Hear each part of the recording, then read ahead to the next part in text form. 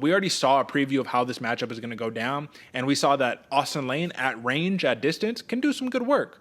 But you got to avoid poking somebody in their eye, damn near making them lose their eye, right? Like, you have to avoid that, or else this time, I don't think you get warnings. If there's an eye poke, I think we're talking points, we're talking DQs. AJ, Justin Tafa is pretty heavily favored in this rematch, even based on what we saw in that first matchup. What do you think about this? What's different about the first time that we broke it down?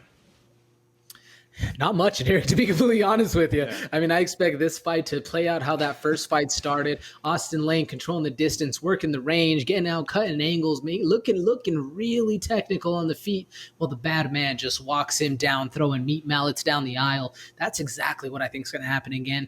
Maybe, hopefully, I guess, if anything does change, we keep our hands closed as we're pushing people out. Other than that, Derek, do you see a lot of nuance going into this fight? There's something about this fight, man, that even though I'm really high on Justin Tafa, I think that he gets it done. It's not just because him and his brother are both wreaking havoc on the UFC right now. It's just in this matchup, man, Tafa has that solid heavyweight power that a lot of guys don't have. When you're a full 265 and you're ready to throw that, like you said, those meat mallets or whatnot down the aisle to Austen Lane, it's the thing that I've been seeing a lot is that there's a difference between fighters who are short, who are able to get more leverage on their shot up top, versus the taller fighter, less leverage punching down low. I just think that Tafa, I think he sparks him. That's what I think in this matchup. However, let's just thought experiment. Austen Lane at distance, man. You got to love it. He's not in his hometown for this fight like he was in the first one. But, I mean, you'd have to imagine if he can maintain distance, he could probably get off clean against Tafa, right? 100%, Derek, especially if he starts utilizing the kicks and the jab, man, keeps the bad man at range. I think he can do some work. The only question is, how does he fare in that 3-round fight, in that gas tank? I mean, he's had let me look right now. No, he's only had anything go past a fourth or a third round. It was Juan Adams, not in the UFC, but still, I don't see it, man. I mean, could he? Yes. In the thought experiment, could he maintain range? Could he be at size? And yeah, he does have the power to do some damage.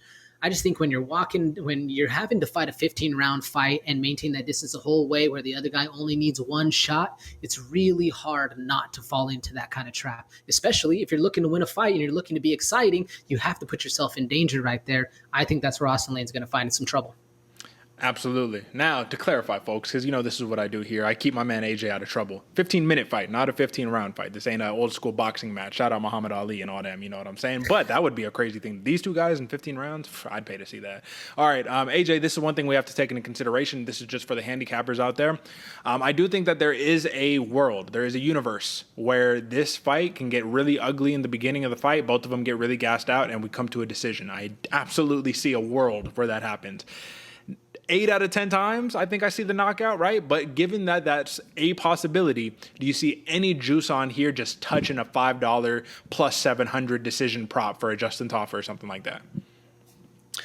Oh, $5 on Justin Tafa. I thought you were going to go the other direction, Derek. $5 on Austen Lane taking that decision. I see that one being the more likely outcome. But either way, if this one doesn't end in a knockout, you're willing to throw that $5 down. Either one of those provide a lot of value, whichever side you're the coin on your landing.